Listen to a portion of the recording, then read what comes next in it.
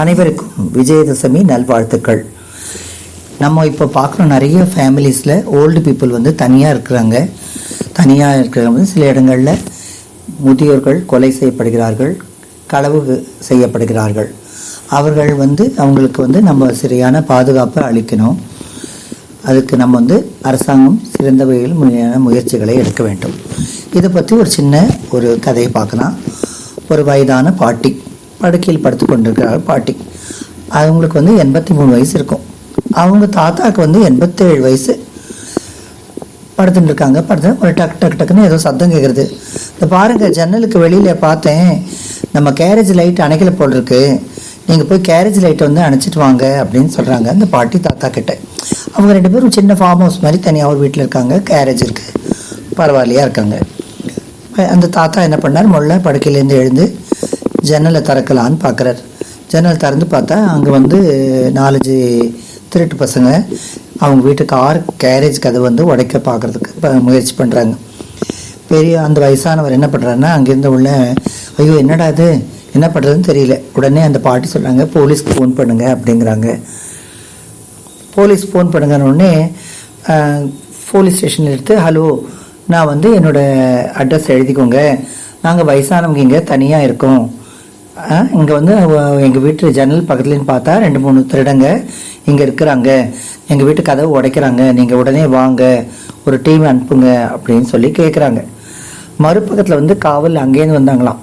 ஒரு ஃபோன் வந்து, உங்கள் அட்ரஸை நாங்கள் நோட் பண்ணிட்டோம், இப்போ எங்ககிட்ட ஒன்றும் போலீஸ் டீம் இல்லை, நாங்கள் வந்த உடனே வந்து உங்ககிட்ட அங்கே வரோம், வந்து உங்களுக்கு அனுப்புகிறோம் அப்படின்னாங்க.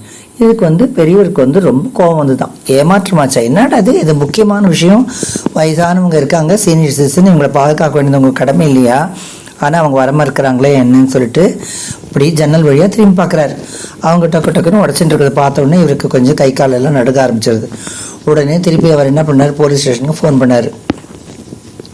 ஐயா, நீங்கள் யாரையும் அனுப்ப வேண்டாம், அந்த திருடுகள்லாம் வந்து சுட்டுட்டேன் அப்படிங்கிறாங்க. உடனே என்ன பண்ணுறாங்களா, போலீஸ் ஸ்டேஷனில் ஒரே பரபரப்பாக 5 நிமிஷத்தில் வந்து ஒரு போலீஸ் குழு, ஒரு ஹெலிகாப்டர், துணை மருத்துவர், டாக்டர், ஆம்புலன்ஸ் எல்லாம் வந்து வீட்டு வாசலில் வந்து நிற்கிறாங்களாம். வந்து பார்த்தா அந்த திருடங்க வந்து கதவை உடைக்கிறத பார்த்து அவங்கள அரெஸ்ட் பண்ணுறாங்க. அவங்கள போலீஸ்காரர் வந்து பெரியவரை கேட்டார், நீங்கள் ஏன் அப்படி சொன்னீங்க, சுட்டு கொண்டதாக சொன்னீங்களே அப்படின்னாங்களாம்.